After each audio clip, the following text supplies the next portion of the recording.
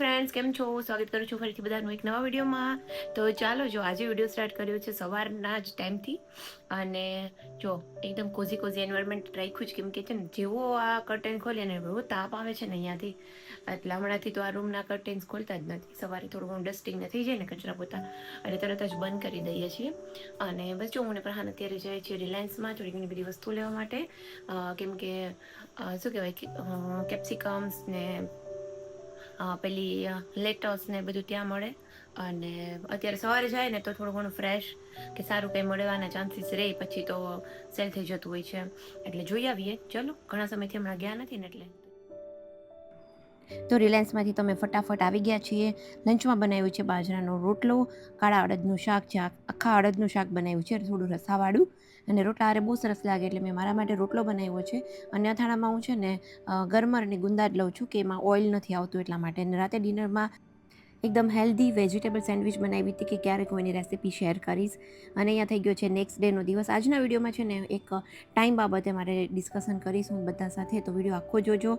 અને વિડીયો ગમે તો લાઇક, શેર, ચેનલ સબસ્ક્રાઈબ જરૂરથી કરજો. પણ એવું થાય છે કે પીરિયડ્સ દરમિયાન ક્રેમ્પ્સ તો આવે છે, એની સાથે સાથે હેવી ફ્લો, લીકેજના લીધે આપણી જે કંઈ રૂટીન એક્ટિવિટીઝ હોય છે એ આપણે નથી કરી શકતા, અને એના લીધે આખા ઘરની એક્ટિવિટી છે ડિસ્ટર્બ થતી હોય છે. તો ચાલો આપણે એના માટે આજે લઈને આવી ગયા છે એવરટીનના અલ્ટ્રા થિન સેનિટરી પેડ્સ, કે જે એક પેકેટમાં 40 પેડ્સ આવે છે, એક્સેલ સાઇઝમાં મળી રહી છે. અને હરેક પેડ છે ઇન્ડિવિજ્યુઅલ પેક કરેલું હોય છે, કે જેથી કરીને ટ્રાવેલમાં આપણે લઈ જવામાં બહુ જ ઇઝી પડે છે. પેડનું ટોપ લેયર છે કોટનથી બનેલું હોય છે, કે જે એકદમ કુશનની કમ્ફર્ટ ફીલ કરાવે છે. આ પેડમાં no odour, no leakage with wetness lock technology છે. એક્સ્ટ્રા વાઇડ બેગ છે, કે જે લોંગ લાસ્ટિંગ પ્રોટેક્શન માટે હેલ્પ કરે છે. સોફ્ટ અને વાઇડ ફ્લેપ કવર્સ છે, કે જે મિનિમમ પીરિયડ રેસીસ માટે પણ હેલ્પફુલ થાય છે. અને એનું એબ્ઝોર્પ્શન છે એ તો એકદમ 3 ગુના ફાસ્ટ છે, કે જે એકદમ ક્વિક ડ્રાયનેસ ફીલ કરાવે છે. અને મોસ્ટ ઇમ્પોર્ટન્ટ, એકદમ અફોર્ડેબલ પ્રાઇસમાં મળી રહે છે. તો આજે જ આ પ્રોડક્ટને ખરીદવા માટે કમેન્ટમાં લિંક ટેપ કરી દો, અથવા QR કોડ સ્કેન કરીને તમે બાય કરી શકો છો. મળીશું નવા વિડીયોમાં. Bye bye. Stop wasting your time.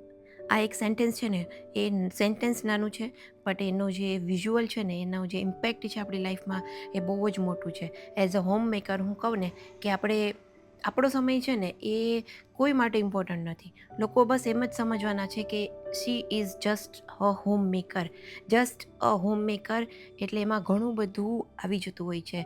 But as a homemaker પણ તમે એકદમ ઇન્ડિપેન્ડન્ટ વુમનની જેવી લાઈફ જીવી શકો, પોતાની લાઈફને હેપી ઘરના બધા જ કામો કરી શકો. એમાં પણ તમને 100% બધી ખુશી મળે. તમારા બાળકો પણ તમારાથી સેટિસ્ફાઈડ હોય, તમારા હસબન્ડ, તમારા ફેમિલીના મેમ્બર્સ, એ બધી જ વસ્તુ તમે કરી શકો. એક જે વર્કિંગ વુમન હોય ને એવી ઇમેજ પણ તમે ડેવલપ કરી શકો. ક્યારે? કે જ્યારે તમને એ વસ્તુનો આઈડિયા આવી જાય કે મારો જે ટાઈમ છે ને ક્યાં વેસ્ટ જાય છે.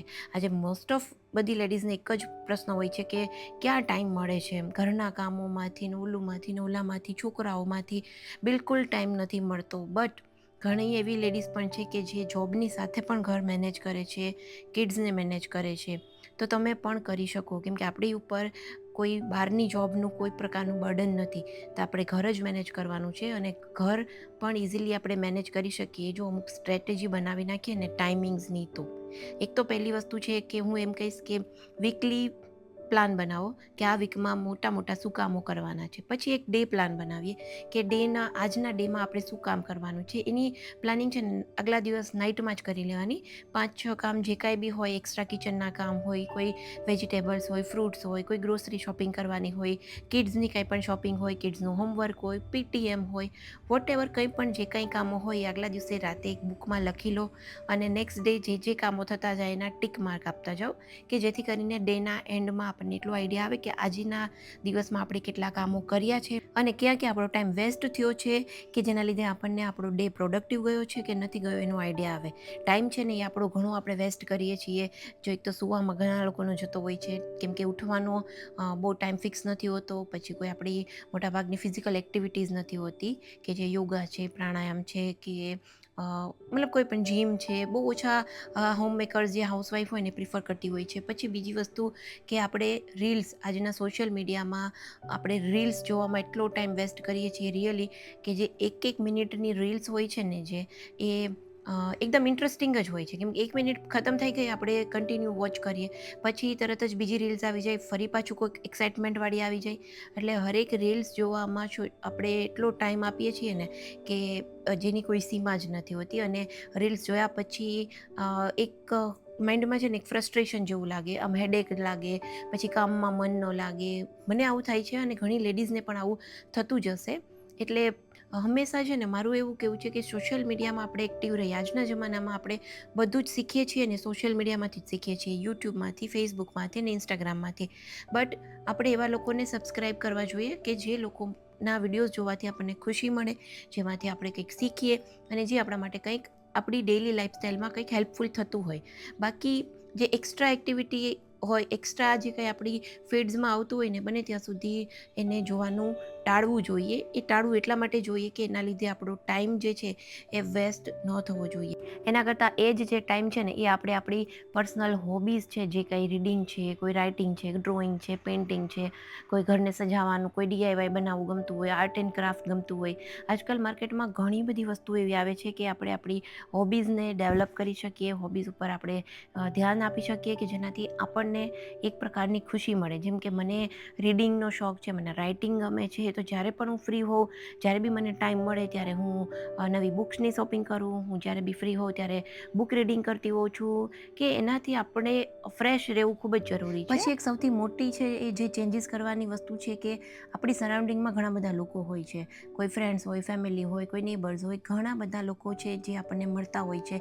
એમાંથી જે લોકો સાથે આપણે જેની સાથે બેસવા ઉઠવાથી આપણે મોટિવેટ ફીલ થતા હોય, આપણને કંઈ બે વસ્તુ શીખવા મળતી હોય, એવા લોકો સાથે વાતચીત કરવી જોઈએ, એવા લોકોના ઇન્ફ્લુઅન્સમાં રહેવું જોઈએ. અદરવાઇઝ જે લોકો સાથે બેસવાથી કે જેમના આપણી સાથે વાત કરવાથી આપણને નેગેટિવ એનર્જી ફીલ થતી હોય, આપણને કંઈ શીખવા ન મળતું હોય, વધારે એમ કહે ને કે ટોકેટિવ છે, વાતો કરવામાં આપણો ટાઈમ બગાડી દે છે, સામેવાળા ક્યારેક એવા મળ્યા હોય કે ના બહાર નથી જવું કેમ કે જો એ મળી જશે ને તો પછી આપણો ટાઈમ બગાડશે, આપણી સાથે વાતોમાં આપણને ચોંટાડી દેશે, તો કલાક ક્યાં જતી રહેશે ને ખબર જ નહીં પડે.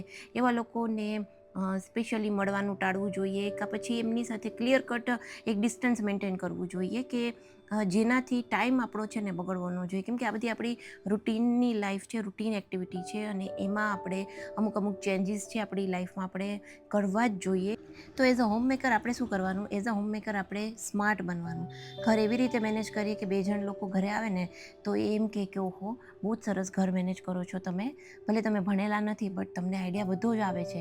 એટલે થોડું શીખવાનું રાખવાનું મોબાઈલમાંથી. જેમને નથી આવડતું એમના માટે છે કે આજકાલ મોબાઈલમાં બધું જ શીખવા મળે છે, તો મોબાઈલમાં જ શીખી કોઈ હોબી જરૂરથી ડેવલપ કરવી જોઈએ. છોકરાઓના એજ્યુકેશનમાં આપણે ધ્યાન દેવું જોઈએ, એને ભણાવવા જોઈએ. ખાલી ઘણા મેં પેરેન્ટ્સને જોયા છે કે ઓનલી છે ને ટ્યુશન ઉપર ડિપેન્ડ રહેતા હોય છે. એવી રીતે નહીં રહેવાનું. આપણને આપણા જમાનાનું આ ભણતર નથી, આપણને ન ફાવે એવી કોઈ વસ્તુ જ નથી. આજે મોબાઈલ બધાને આવડી ગયો છે, તો છોકરાઓનું જે સ્ટડી છે ને એ પણ બધાને આવડી જાય એવું જ હોય છે. થોડું આપણે એમાં ઇન્વોલ્વ થવું પડે છે. તો એઝ અ હોમમેકર જો સ્માર્ટ હોમમેકિંગ કરીએ ને તો એ સ્માર્ટ હાઉસવાઈફની જે વેલ્યુ છે ને એ એઝ અ જે વર્કિંગ વુમન હોય ને એના કરતાં પણ વધારે વેલ્યુ બનાવી શકે છે.